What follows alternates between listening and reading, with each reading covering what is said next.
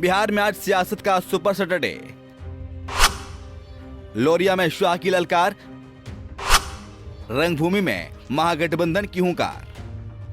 लोकसभा चुनाव होने में अभी देर है, लेकिन बिहार की राजनीति में उसका असर अभी से ही नजर आने लगा है। बिहार की सियासत में सुपर शनिवार देखने को मिलेगा, क्योंकि जहां केंद्रीय गृह मंत्री अमित शाह एक रैली में हुंकार भरेंगे, तो वहीं महागठबंधन भी उसका जवाब देने की तैयारी कर चुका है। बिहार में जारी राजनीतिक उठापटक के बीच केंद्रीय गृह मंत्री दो स्थानों पर भारतीय जनता पार्टी के समर्थकों को संबोधित करेंगे, जबकि प्रदेश के मुख्यमंत्री नीतीश कुमार और उप मुख्यमंत्री तेजस्वी यादव महागठबंधन की रैली को संबोधित करेंगे। भाजपा के प्रमुख रणनीतिकार शाह के बिहार दौरे की शुरुआत वाल्मीकि नगर लोकसभा क्षेत्र से होगी, जहां उनका कार्यक्रम एक सार्वजनिक सभा को संबोधित करने का है। इस क्षेत्र को भाजपा का गढ़ माना जाता है।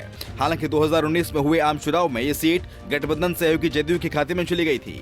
शाह की रैली स्थल से 400 किलोमीटर से कुछ अधिक दूर पूर्णिया में महागठबंधन की रैली है, जिसमें मुख्यमंत्री नीतीश कुमार और उप मुख्यमंत्री तेजस्वी यादव हिस्सा लेंगे। इसमें महागठबंधन के कांग्रेस और वाम दल जैसे सहयोगी भी शामिल होंगे। मुस्लिम बहुल सीमांचल क्षेत्र के केंद्र में है, यहाँ 7 दलों का गठबंधन अपनी पहुंच को बढ़ाने की उम्मीद कर रहा है। पश्चिम चंपारण के वाल्मीकि नगर में रैली के साथ शाह राज्य के दूसरे क्षेत्रों को भी कवर करेंगे। भाजपा नेताओं का कहना है कि उनकी योजना 2024 तक सभी क्षेत्रों की यात्रा करने की है। वहीं ये भी माना जा रहा है कि अमित शाह की रैली के दिन ही जनसभा के लिए महागठबंधन द्वारा पूर्णिया का चुनाव कराना महज संयोग नहीं है। वहीं पूर्व डिप्टी सीएम सुशील मोदी ने महागठबंधन के पूर्णिया रैली पर कहा कि महागठबंधन के एकजुट होने से क्या होगा, हम अकेले तैयार हैं। वो एकजुट होकर क्या करेंगे? कुर्नी के उपचुनाव में भी तो सारे दल एकजुट थे, फिर भी वो चुनाव नहीं जीत पाए। तो हम लोग तो अकेले पर्याप्त हैं उनका महागठबंधन का मुकाबला करने के लिए। और देखिए, पूर्णिया की जो रैली हो रही है वो बीजेपी को चुनौती नहीं है, वो चुनौती है ओवैसी की पार्टी को, जो कि पूर्वांचल के इलाके में मुस्लिम वोटर बहुत बड़ी संख्या में है। और पिछले बार वो मुस्लिम मतदाता उन लोगों ने बड़ी संख्या में MIM को वोट दे दिया। ये लोग घबराए हुए, तो मुस्लिम मतदाताओं को एकजुट करने के लिए रैली की जा रही है। और इतना ही नहीं, तो देखिए जानबूझकर कांग्रेस की उपेक्षा की जा रही है। ये जो रैली हो रही है, आज ही रायपुर में कांग्रेस का अधिवेशन प्रारंभ हो गया। तो 3 त्रिदिवसीय अधिवेशन है कांग्रेस का रायपुर में, तो उनके कोई बड़े नेता शामिल नहीं हो पाएंगे। अरे भाई, आज के आपने क्यों रखा 25, अब बाद में रखते किसी डेट में। वहीं शाह के दौरे से पहले नित्यानंद राय ने सूबे के मुख्यमंत्री और उप मुख्यमंत्री को चैलेंज कर दिया। केंद्रीय मंत्री ने कहा कि नीतीश कुमार और तेजस्वी यादव में हिम्मत है तो इस साल यानी 2023 में बिहार विधानसभा चुनाव कराकर देख लें, उन्हें पता चल जाएगा जनता किसके साथ है। नित्यानंद राय ने आगे ये भी कहा कि 2024 लोकसभा चुनाव महागठबंधन का बिहार में सुपड़ा साफ हो जाएगा। माननीय नरेंद्र मोदी जी के भगीरथ प्रयास से जो विकास की गंगा बह रही है, उसकी झलक होगी।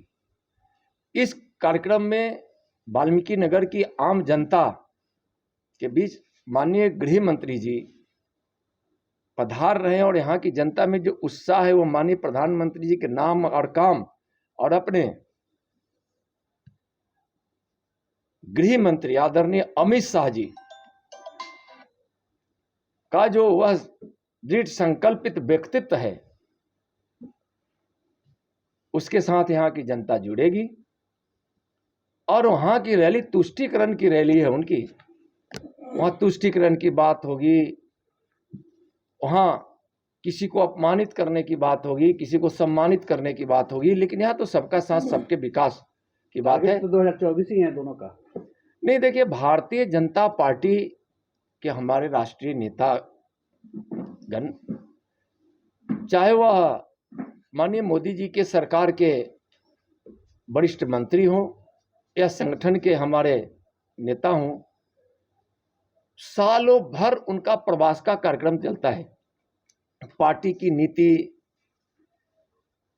पार्टी के विस्तार, माननीय नरेंद्र मोदी जी के काम, इसको लगातार लोगों के बीच पहुंचाने के लिए और पार्टी के सुदृढ़ीकरण के लिए कार्यक्रम चलते रहता है। उसी का एक पार्ट है लोकसभा प्रवास।